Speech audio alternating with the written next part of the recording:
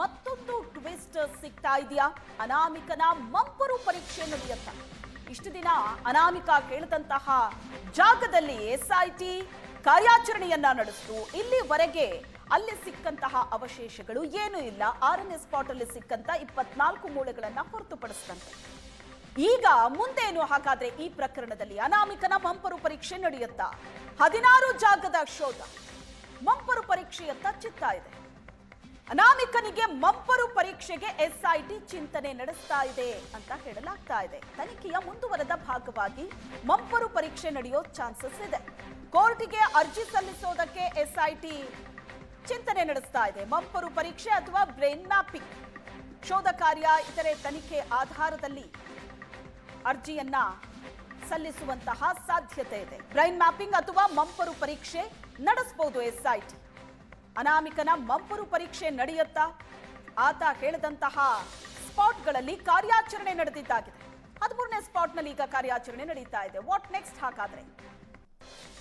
ಈ ಬಗ್ಗೆ ಹೆಚ್ಚಿನ ಡೀಟೇಲ್ಸ್ ಅನ್ನ ಕೊಡ್ತಾರೆ ನಮ್ಮ ಪ್ರತಿನಿಧಿ ಭರತ್ರಾಜ್ ಸಂಪರ್ಕದಲ್ಲಿದ್ದಾರೆ. ಭರತ್ರಾಜ್, ಆತ ಹೇಳಿದ ಕಡೆಯೆಲ್ಲ ಈಗಾಗಲೇ ಕಾರ್ಯಾಚರಣೆ ನಡೆದಿದ್ದಾಗಿದೆ. 13ನೇ ಸ್ಪಾಟ್ ಈಗ ಫೈನಲಿ ಕಾರ್ಯಾಚರಣೆ ನಡೀತಾ ಇರೋದು. ಈಗ ಆತ ಹೇಳ್ತಾ ಇದ್ದಾನೆ, ಇದನ್ನ ಬಿಟ್ಟು ಇನ್ನೂ 20 ಜಾಗ ತೋರಿಸ್ತೀನಿ, 300 ಶವ ಹೂತಿದ್ದೀನಿ ಅಂತ. ಬಟ್ ಈ ಸ್ಟೆಪ್ ಅನ್ನ ಇಡೋದಕ್ಕೂ ಮುಂಚೆ ಅನಾಮಿಕನ ಮಂಪರು ಪರೀಕ್ಷೆಯನ್ನ ಎಸ್ಐಟಿ ನಡೆಸೋ ಚಾನ್ಸಸ್ ಇದೆ ಅಂತ ಹೇಳಲಾಗ್ತಾ ಇದೆ. ಸೊ ತನಿಖೆ ಯಾವ ರೀತಿ ಮುಂದೆ ಹೋಗ್ಬೋದು ಅಂತ ಅನ್ಸುತ್ತೆ? ಶ್ವೇತಾ, ಹೌದು, ಈಗಾಗಲೇ ಮುಖ್ಯಮಂತ್ರಿ ಸಿದ್ದರಾಮಯ್ಯನವರು ಕೂಡ ಈ ಉತ್ಖನನ ಪ್ರಕ್ರಿಯೆಗಳ ಬಗ್ಗೆ ಒಂದು ಹೇಳಿಕೆಯನ್ನು ಕೊಟ್ಟಿದ್ದಾರೆ. 13ನೇ ಜಾಗದಲ್ಲಿ ಉತ್ಖನನ ಪ್ರಕ್ರಿಯೆಗಳು ಪೂರ್ಣಗೊಂಡ ಬಳಿಕ ನಾವು ಮುಂದಿನ ನಿರ್ಧಾರವನ್ನು SITಯ ಜೊತೆಗೆ ಚರ್ಚಿಸಿ, ಅದರ ಜೊತೆಗೆ ಅವರ ಸಚಿವ ಸಂಪುಟದ ಸಚಿವರ ಜೊತೆಗೆ ಚರ್ಚಿಸಿ ಅದನ್ನು ನಿರ್ಧಾರ ತೆಗೆದುಕೊಳ್ತೀವಿ ಅನ್ನುವಂಥದ್ದನ್ನು ಅವರು ಹೇಳಿರುವಂಥದ್ದು. ಅದರ ಬೆನ್ನಲ್ಲೇ 30 ಜಾಗ ಅಂದರೆ 15 ಜಾಗಕ್ಕೆ ಪೂರ್ಣಗೊಳಿಸಿ ಮೊದಲ ಹಂತದ ತನಿಖೆಯನ್ನು ಉತ್ಖನನದಲ್ಲಿ ಅಲ್ಲಿ ಪೂರ್ಣಗೊಳಿಸುವ ಸಾಧ್ಯತೆ ಇದೆ. ಹಾಗಾಗಿ ವಾಟ್ ನೆಕ್ಸ್ಟ್ ಅನ್ನುವಂಥ ಪ್ರಶ್ನೆಗಳೆದ್ದಾಗ SIT ಆತನ ಮಂಪರು ಪರೀಕ್ಷೆ ವಿಚಾರದಲ್ಲಿ ಚಿಂತನೆ ನಡೆಸ್ತಾ ಇದೆ. ಯಾಕಂದ್ರೆ ಆತ ಹೇಳಿದ ಅಷ್ಟೂ ಜಾಗಗಳಲ್ಲಿ 100 ಹೆಣಗಳ ಬಗ್ಗೆ ಲೆಕ್ಕಾಚಾರಗಳನ್ನು ಕೊಟ್ಟಾಗ ಅಂತಹ ಯಾವುದೇ ನಿರೀಕ್ಷೆಗಳು ಊಹೆಗಳು ಅಲ್ಲಿ ಸತ್ಯ ಆಗ್ತಾ ಇಲ್ಲ. ಆ ಕಾರಣದಿಂದಾಗಿ ಬೇರೆ ಬೇರೆ ರೀತಿಯಾದಂತಹ ಕ್ರಾಸ್ ವೆರಿಫಿಕೇಶನ್ಗಳು ನಡೆದಿದೆ. ನಾವು ಕೇವಲ ಒಂದು ಉತ್ಖನನದ ಬಗ್ಗೆ ಮಾತ್ರ ಮಾತನಾಡ್ತಾ ಇದೀವಿ, ಅದು ನಮ್ಮ ಕಣ್ಣಿಗೆ ಕಾಣುವ ಕಾರಣಕ್ಕಾಗಿ ಉತ್ಖನನ ಪ್ರಕ್ರಿಯೆಯಲ್ಲಿ ಸಿಗಲಿಲ್ಲ ಅನ್ನುವಂಥ ಕಾರಣಕ್ಕಾಗಿ ಮಾತ್ರ ನಾವು ಮಾತನಾಡ್ತಾ ಇದೀವಿ. ಆದ್ರೆ ಉತ್ಖನನವನ್ನ ಹೊರತುಪಡಿಸಿಯೂ ಕೂಡ ಅವರು ಬೇರೆ ಬೇರೆ ಆಂಗಲ್ಗಳಲ್ಲಿ ಕ್ರಾಸ್ ಚೆಕ್ ಮಾಡಿದ್ದಾರೆ. ಆತನ ಜೊತೆಗೆ ಕೆಲಸ ಮಾಡುವವರನ್ನ ಕರ್ಕೊಂಡು ಬಂದಿದ್ದಾರೆ.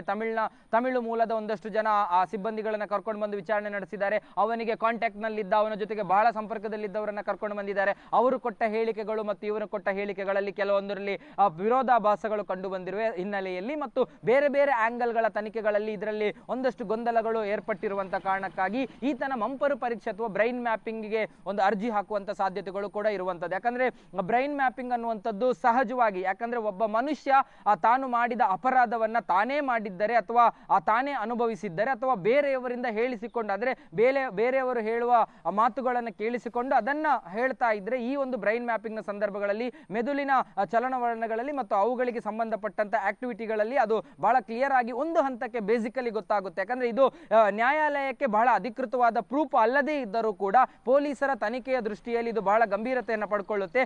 ಮಂಪರು ಪರೀಕ್ಷೆಗಳು ಕೂಡ ಅಷ್ಟೇ, ಅದು ನ್ಯಾಯಾಲಯಕ್ಕೆ ಒಂದು ದಾಖಲೆಯಾಗಿ ಅಥವಾ ನ್ಯಾಯಾಲಯದಲ್ಲಿ ನಿಲ್ಲುವ ಸ್ಟ್ಯಾಂಡಿಂಗ್ ಎವಿಡೆನ್ಸ್ ಗಳಾಗಿ ನಿಲ್ಲದೇ ಇದ್ದರೂ ಕೂಡ ಇದು ಮುಂದಿನ ತನಿಖೆಯನ್ನ ಯಾವ ರೀತಿ ತೆಗೆದುಕೊಂಡು ಹೋಗಬೇಕು. ಅಂದ್ರೆ ಕೆಲವೊಂದು ಆರೋಪಗಳು ಈಗಲೂ ಕೂಡ ಇದೆ. ಆತನ ಹಿಂದೆ ಒಂದಷ್ಟು ಜನ ಇದ್ದಾರೆ, ಆತನಿಂದ ಮಾಡಿಸ್ತಾ ಇದ್ದಾರೆ ಅನ್ನುವಂಥ ಆರೋಪಗಳಿದೆ. ಅದು ಏನೇ ಆಗಿದ್ದರೂ ಕೂಡ ಈ ರೀತಿಯ ಪರೀಕ್ಷೆಗಳ ಮೂಲಕ ಅದರ ಸತ್ಯಾಸತ್ಯತೆಯನ್ನು ತಿಳಿದುಕೊಂಡು ಮುಂದಿನ ಹಂತದ ತನಿಖೆಗೆ ಮೂವ್ ಆಗುವ ನಿಟ್ಟಿನಲ್ಲಿ SIT ಈ ರೀತಿಯಾದ ಒಂದು ಚಿಂತನೆಯನ್ನು ಕೂಡ ನಡೆಸ್ತಾ ಇದೆ. ಹಾಗಾಗಿ ಆರಂಭದಲ್ಲೂ ಕೂಡ ಈ ಬಗ್ಗೆ ಧರ್ಮಸ್ಥಳ ಪೊಲೀಸ್ ಠಾಣೆಯಲ್ಲಿ ಕೇಸ್ ದಾಖಲಾಗಲಾಗೂ ಕೂಡ ಆಗಿನ SP ಅರುಣ್ ಏನಿದ್ರು ದಕ್ಷಿಣ ಕನ್ನಡ, ಅವರು ಕೂಡ ಉತ್ಖನನ ಮಾಡೋದಕ್ಕಿಂತ ಮುಂಚೆ ನಾವು ಬ್ರೈನ್ ಮ್ಯಾಪಿಂಗ್ ಮಂಪರು ಪರೀಕ್ಷೆ ಮಾಡ್ತೀವಿ ಅನ್ನುವಂತ ನಿಟ್ಟಿನಲ್ಲಿ ಕೋರ್ಟ್ಗೆ ಅರ್ಜಿಯನ್ನು ಸಲ್ಲಿಸಿದ್ರು. ಸೋಮವಾರ ಬೆಳ್ತಂಗಡಿ ಕೋರ್ಟ್ನಲ್ಲಿ ಅರ್ಜಿಯ ವಿಚಾರಣೆಯನ್ನು 11 ಗಂಟೆಗೆ ನಿಗದಿಪಡಿಸಲಾಗಿತ್ತು. ಆದರೆ ಭಾನುವಾರ ಗವರ್ಮೆಂಟ್ ಆರ್ಡರ್ ಆದದ್ದು SITಗೆ ಈ ಪ್ರಕರಣ ಹಸ್ತಾಂತರ ಆಗಿದೆ ಅನ್ನುವಂಥದ್ದು. ಹಾಗಾಗಿ ಆ ಪ್ರಕರಣದ ಆ ಒಂದು ಆದೇಶಗಳು ಅಲ್ಲಿಗೆ ನಿಂತು ಹೋಗಿತ್ತು. ಆದ್ರೆ ಇಲ್ಲಿ ಬಹಳ ಗಮನಿಸಬೇಕಾದಂಥದ್ದು, ಯಾವುದೇ ಮಂಪರು ಪರೀಕ್ಷೆ ಇರಲಿ, ಯಾವುದೇ ಬ್ರೈನ್ ಮ್ಯಾಪಿಂಗ್ಗಳಿರಲಿ, ಇದನ್ನ ಆ ಒಂದು ಸಾಕ್ಷಿ ದೂರುದಾರ ಏನಿದ್ದಾನೆ ಆತನ ಅನುಮತಿಗಳಿಲ್ಲದೆ ಯಾವುದೇ ರೀತಿಯಾದಂತಹ ಪ್ರಕ್ರಿಯೆಗಳನ್ನ SIT ಕೈಗೊಳ್ಳುವಂತಿಲ್ಲ. ಆತ ಅನುಮತಿ ಕೊಟ್ಟರೆ ಮಾತ್ರ ಇದರಲ್ಲಿ ಮುಂದುವರಿಯುವಂತದ್ದು ಆಗುತ್ತೆ. ಥ್ಯಾಂಕ್ ಯು ಭರತ್ರಾಜ್, ನಿಮ್ಮೆಲ್ಲ ಡೀಟೇಲ್ಸ್ಗೆ.